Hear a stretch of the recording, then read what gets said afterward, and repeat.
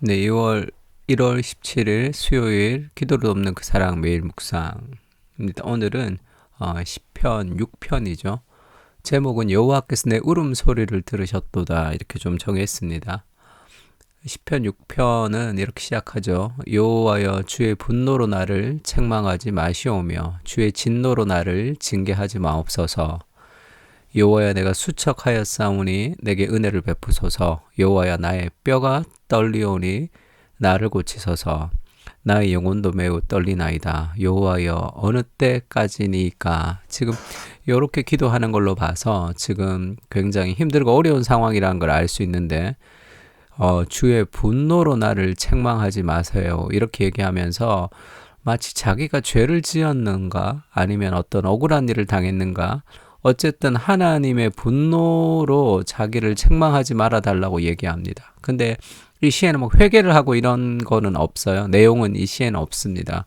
그래서 이 분노가 무엇으로부터 촉발됐는지는 잘 모르지만 자신의 죄로 인한 그 하나님의 분노일 수도 있죠. 그래서 하나님의 분노와 하나님의 진노가 자기에게 이제 온다고 생각할 수도 있고 아니면 어떤 괴로움을 너무 괴로우니까 그것을 하나님의 분노로 나를 책망하시고 주의 진노로 자신을 징계한다고 느낄 수도 있습니다.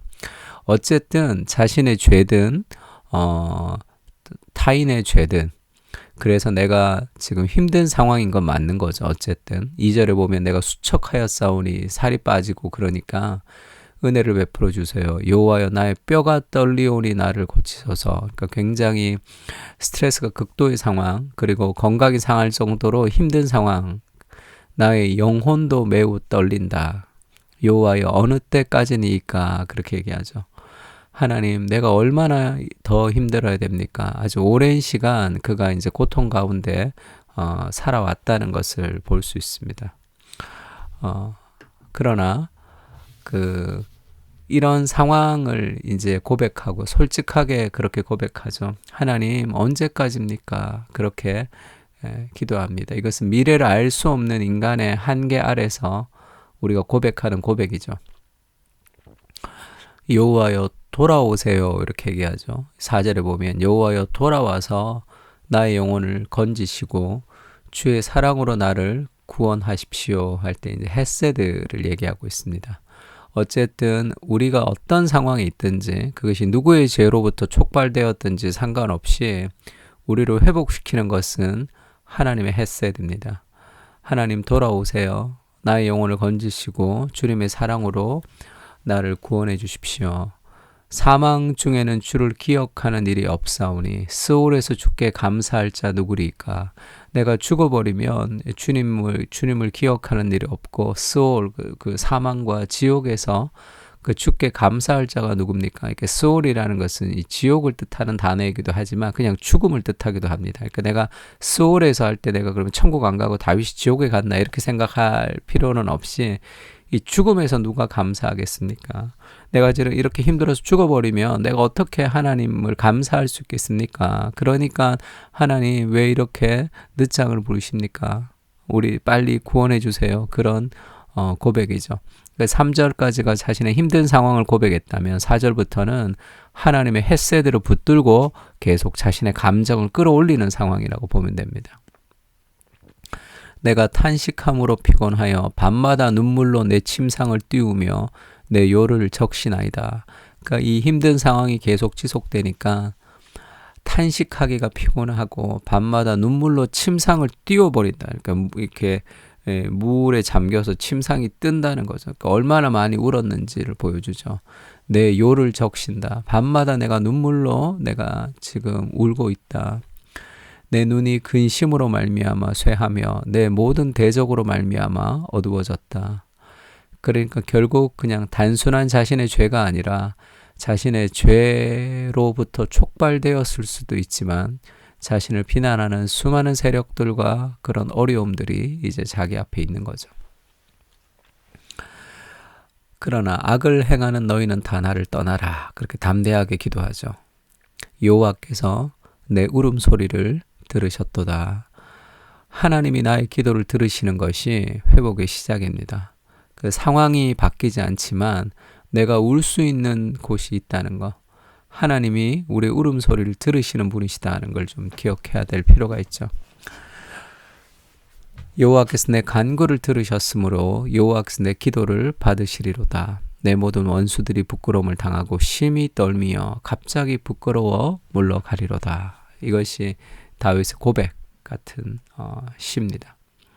그래서 여기서 이제 하나님의 분노 이렇게 이제 나오죠. 1절에 보면 하나님 분노로 책망하지 마세요. 진노로 징계하지 마세요. 이렇게 얘기할 때 이 하나님의 분노는, 그러니까 하나님 우리를 향해서 분노하신다 할 때 우리가 죄를 지을 때도 있죠. 우리가 죄를 지을 때도 마치 뭐라 그럴까요? 우리가 사람들이 죄를 지을 때, 뭐 우리가 자녀들이 뭐 잘못을 하거나 할 때도 우리가 막 분노가 일어날 때가 있어요. 그를 사랑하지만, 그러나 하나님의 분노는 그런 분노하고는 좀 다릅니다. 내가 뭔가 잘못했을 때, 아이고 저놈이 또 저짓 하는구나 라는 그런 어떤 불쾌한 분노를 가지고 하나님이 우리를 바라보시는 것이 아니라, 토마스 보스턴이 쓴 그 마음이라는 그런 책이 있습니다. 토마스 왓슨이 쓴 마음이라는 그런 책이 있는데, 그게 원래 제목은 마음이 아니라 그리스도께서 우리를 바라보시는 마음이에요. 그리스도께서 우리를 어떻게 바라보시냐면, 우리가 죄 가운데 있을 때 하나님이 우리를 향해서 분노하신다 할 때 그것을 단순히 나를 향한 분노가 아니라 내 죄를 향한 분노입니다. 불치의 병을 가진 어린아이를 바라보시는 심정 같은 거예요. 그래서 내가 불치의 병을 가지고 살아가는 어린아이라 그러면 그게 얼마나 불쌍합니까? 하나님이 나를 그렇게 보신다는 거예요. 이 죄 가운데 있는 나를 하나님이 긍휼히 보시고, 그리고 그 하나님이 분노하시는 것은 나의 죄입니다. 나의 죄.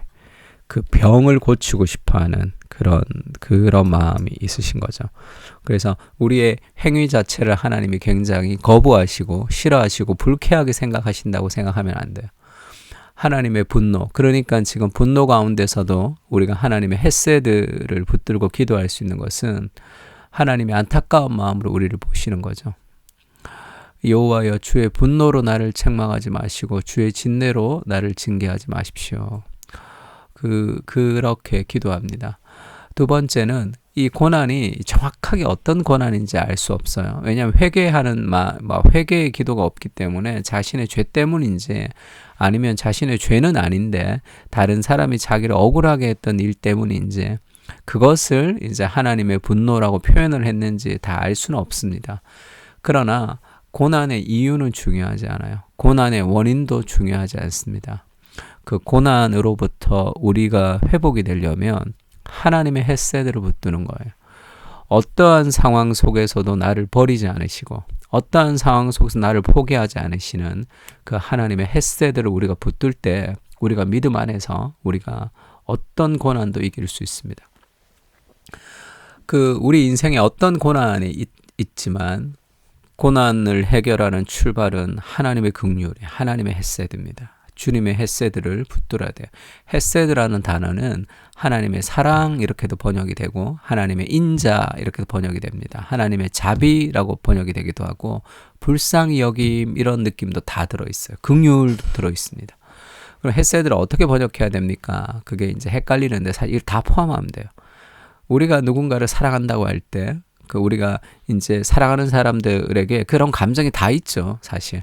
자비와 용서와 연민과 긍휼과 그게 다 포함되어 있는 그런 복잡한 마음, 우리를 향한 그런 복잡한 마음, 하나님의 헤세드라고 보면 됩니다. 불쌍히 여기시고 우리를 사랑하시고 자비를 베풀어 주시는 끝없는 그 하나님의 헤세드가 우리에게 있는 거예요. 나를 향해서 그것을 붙드는 겁니다.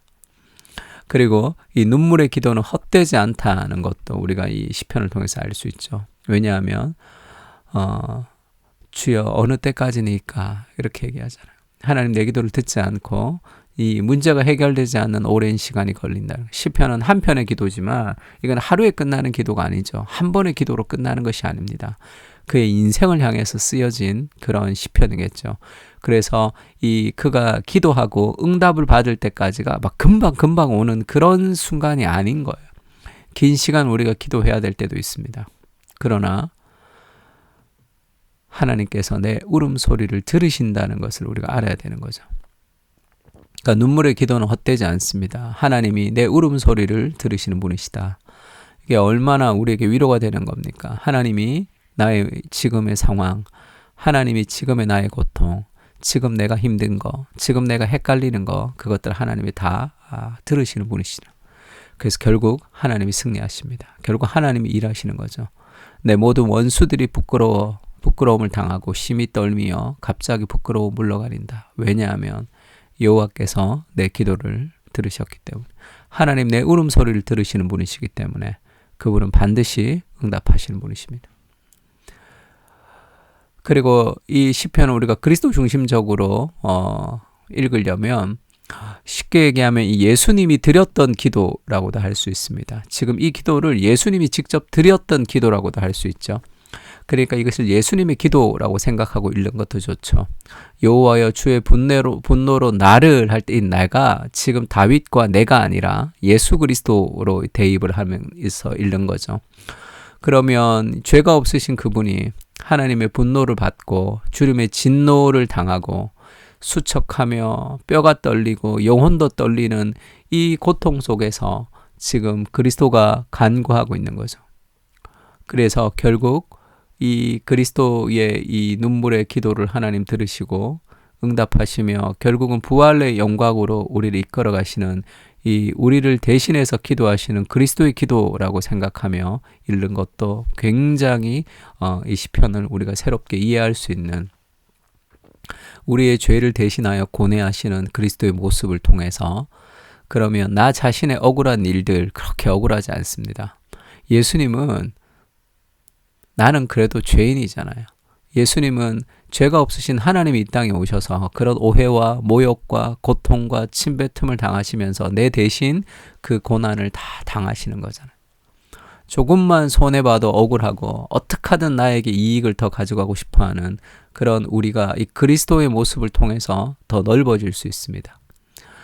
그리고 하나님의 공의에 대한 신뢰가 더 커지게 되죠. 결국 하나님이 승리하시고 하나님이 그 모든 일들에 있어서 역사하는 분이시다라는 것을 우리가 기억할 수도 있습니다. 그래서 그리스도의 시편, 예수님의 이 시편은 예수님을 향한 기도이기도 하지만 예수님이 이 땅에 오셔서 이 시편으로 기도를 하신 거죠. 그때 그리스도의 심정을 기억할 때 우리는 이 시편 속에서 더 그리스도 중심적으로 시편을 읽을 수도 있습니다.